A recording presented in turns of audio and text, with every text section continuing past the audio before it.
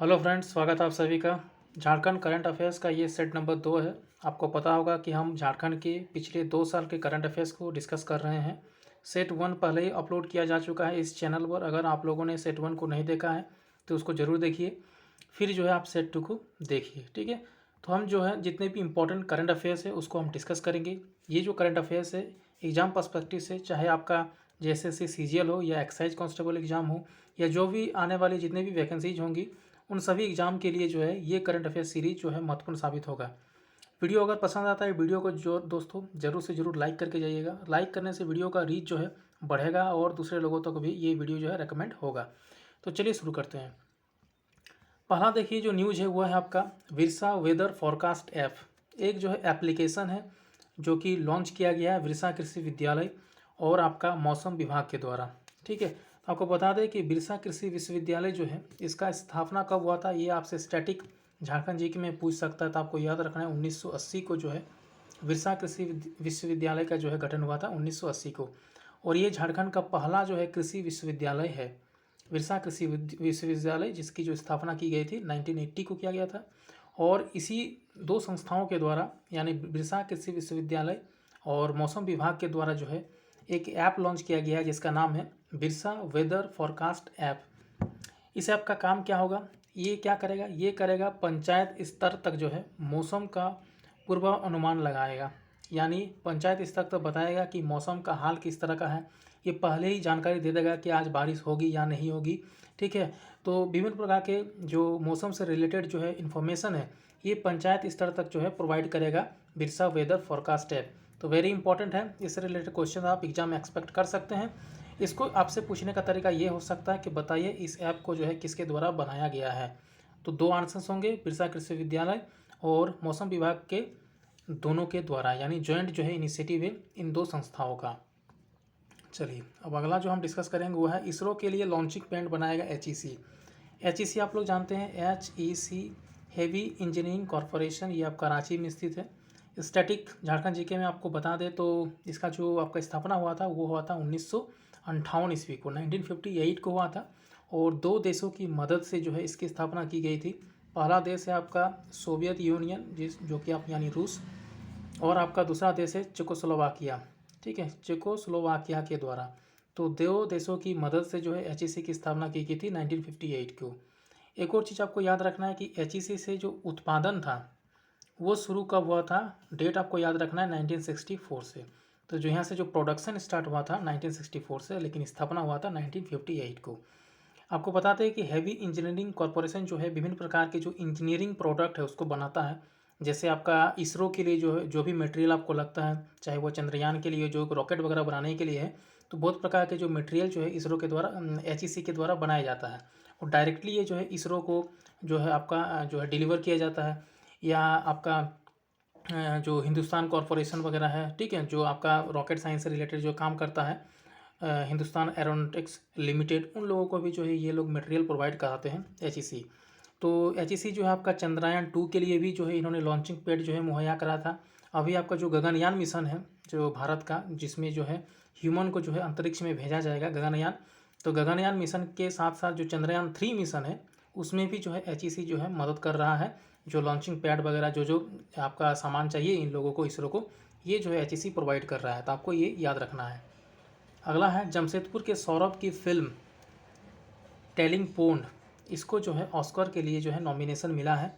तो देख सकते हैं जमशेदपुर के रहने वाले सौरभ विष्णु के निर्देशन में बनी फिल्म टेलिंग पॉन्ड। तो टेलिंग पॉन्ड जो है आपका एक फिल्म है, एक शॉर्ट फिल्म है, और इसके जो डायरेक्टर है वो आपका सौरभ विष्णु है। तो आपको याद रखना है कि टेलिंग पॉन्ड के डायरेक्टर कौन है, सौरभ विष्णु है। और इस फिल्म को जो है शॉर्ट फिल्म की कैटेगरी में जो है इसको नॉमिनेशन मिला था ऑस्कर में, 93 एकेडमी अवार्ड, जो 93 जो ऑस्कर अवार्ड था पिछले साल वाला 2021 में। तो इसमें जो है इसको जो है क्या मिला था, नॉमिनेशन मिला था शॉर्ट फिल्म कैटेगरी में। तो वेरी इंपॉर्टेंट क्वेश्चन ये है, डायरेक्टली आपसे पूछेगा कि बताइए झारखंड का ऐसा कौन सा शॉर्ट फिल्म है जिसको जो है ऑस्कर में शॉर्ट फिल्म की कैटेगरी में जो है नॉमिनेशन मिला था। आपका उत्तर क्या होगा, टेलिंग पॉन्ड। और इसके अगर डायरेक्टर पूछे तो आपको याद रखना है सौरभ विष्णु, ठीक है। हालांकि ये जो अवार्ड है ये तो जीत नहीं सका, लेकिन ये झारखंड के लिए बहुत गर्व की बात है कि एक छोटे से स्थान से लेकर ऑस्कर तक जाना ये एक अपने आप में ही जो है बहुत बड़ा क्या है, अचीवमेंट है। और इस जो फिल्म का मुख्य उद्देश्य क्या है, मतलब ये किस पर आधारित है, ऑब्जेक्टिव क्या है, ये आधारित किस पर है, तो जादूगोड़ा के ग्रामीण क्षेत्र में रह रहे लोगों की जीवन शैली पर बनाई गई है। यानी जो जादूगोड़ा माइंस है, आप जानते हैं जादूगोड़ा में बहुत सारा माइंस है, जो यूरेनियम आपका वहाँ पर खदान है, तो उससे जो है आसपास के लोगों पर किस तरह का प्रभाव पड़ता है, उसी पर आधारित जो है ये आपका मूवी है टेलिंग पॉन्ड।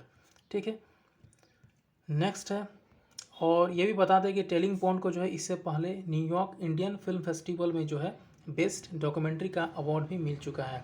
तो क्वेश्चन आपको यहाँ से भी पूछा जा सकता है कि बताइए झारखंड का ये एक ऐसा कौन सा फिल्म है, या झारखंड पर बेस्ट फिल्माया गया ऐसा कौन सा फिल्म है जिसको न्यूयॉर्क इंडियन फिल्म फेस्टिवल में बेस्ट डॉक्यूमेंट्री का अवार्ड मिला है। तो आपका उत्तर क्या होगा, टेलिंग पॉन्ड। और इसके जो डायरेक्टर है वो आपका सौरभ जी है, आपको याद रखना है सौरभ विष्णु जी। नेक्स्ट है, रांची में खुलेगा देश का पहला national institute of advance manufacturing. तो कोई भी अगर संस्था का गठन होता है झारखंड में तो वो एग्जाम के पर्सपेक्टिव से इम्पॉर्टेंट हो जाता है। तो आपको याद रखना है पहला national institute of advance manufacturing कहाँ बनेगा, आपका रांची में बनेगा। यहाँ पर जो है सुपर क्रिटिकल उत्पादन तकनीक पर जो है क्या किया जाएगा, शोध किया जाएगा। यानी जो रिसर्च होगा वो सुपर क्रिटिकल से रिलेटेड जो भी आपका टेक्नोलॉजी है उस पर जो है यहाँ पर क्या होगा, रिसर्च होगा national institute of advance manufacturing में।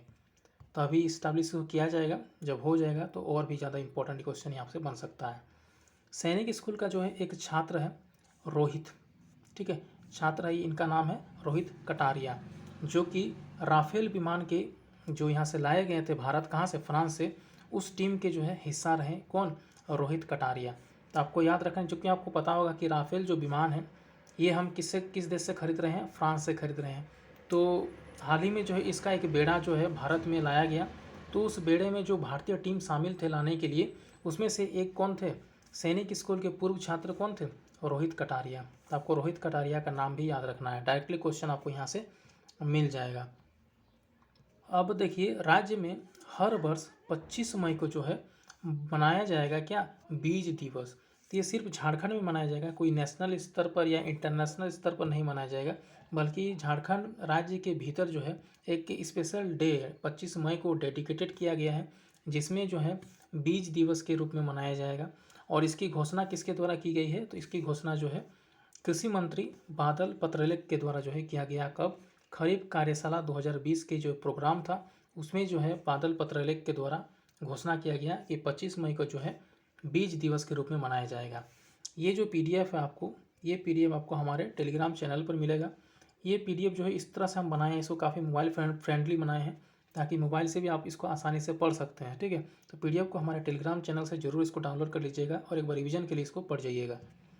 नेक्स्ट है, झारखंड में हर ज़मीन का एक यूनिक आईडी नंबर होगा। यानी जो भी ज़मीन है उसका जो है एक यूनिक आईडी प्रोवाइड किया जाएगा। जैसे हर व्यक्ति का एक यूनिक आईडी होता है ना, आधार, उसी तरीके से ज़मीन का भी जो है एक यूनिक आईडी होगा जिसका नाम होगा अल्पिन, ULPIN। तो आपसे क्वेश्चन इस तरह से पूछा जाएगा कि बताइए ये जो अल्पिन है किससे संबंधित है। बहुत सारे ऑप्शन आपको दिए गए होंगे, तब आपको टिक कौन सा करना है कि ज़मीन का यूनिक आईडी नंबर। तो अल्पिन क्या है, एक ज़मीन का यूनिक आईडी नंबर है। इसको बनाने का एकमात्र जो है उद्देश्य यही है कि जो ज़मीन की धोखाधड़ी है उसको जो है रोकना है। अगर यूनिक आईडी रहेगा तो जो है धोखाधड़ी से बचेगा। अगर मान लीजिए ए है, ए के नाम पर कोई अगर यूनिक आईडी नंबर है तो उसके इजाज़त के बिना आप ज़मीन को खरीद नहीं सकते हैं, बेच नहीं सकते हैं। ठीक है, अगर मान लीजिए इसके पास यूनिक आईडी नहीं रहता है तो कोई भी तीसरा व्यक्ति, थर्ड पर्सन जो है इस ज़मीन के साथ जो है छेड़खानी कर सकता है, धोखाधड़ी कर सकता है। लेकिन यूनिक आईडी के आने के साथ साथ जो ये धोखाधड़ी है उसमें जो है थोड़ी सी जो है क्या मिलेगी, राहत मिल सकती है। ठीक है, तो आपको याद रखना है अल्पिन। चलिए नेक्स्ट है, JSCA स्टेडियम। जो JSCA एकमात्र झारखंड का क्या है, अंतर्राष्ट्रीय स्टेडियम है जहाँ पर इंटरनेशनल लेवल के मैच होते हैं।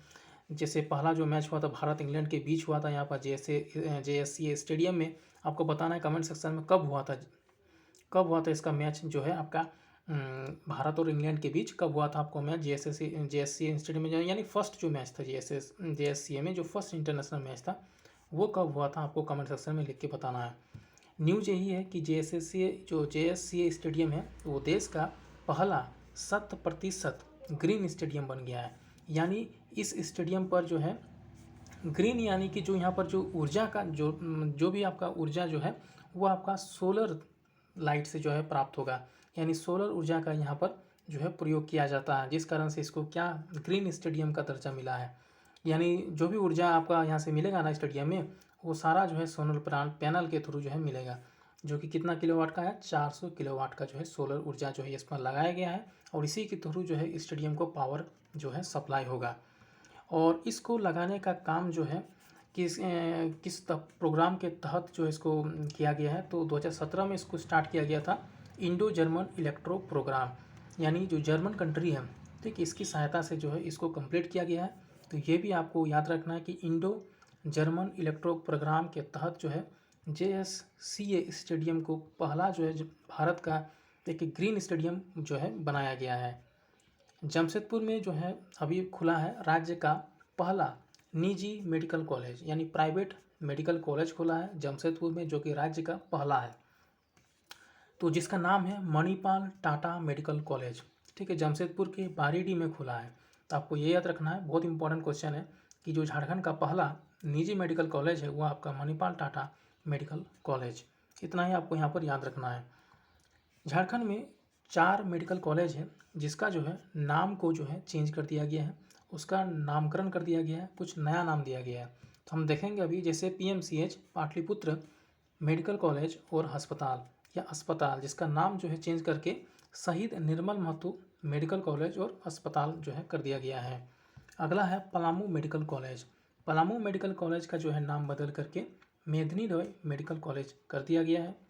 हजारीबाग मेडिकल कॉलेज का नाम बदल के शेख भिखारी मेडिकल कॉलेज कर दिया गया है।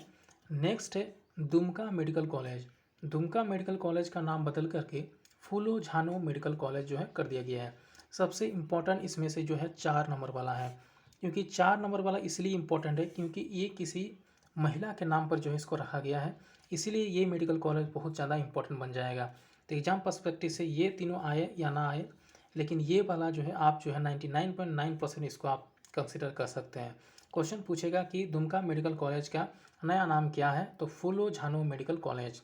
फूलो झानो के नाम से बहुत सारा योजना भी जो है झारखंड सरकार के द्वारा शुरू किया गया है, इसी कारण ये क्वेश्चन थोड़ा इंपॉर्टेंट बन जाता है।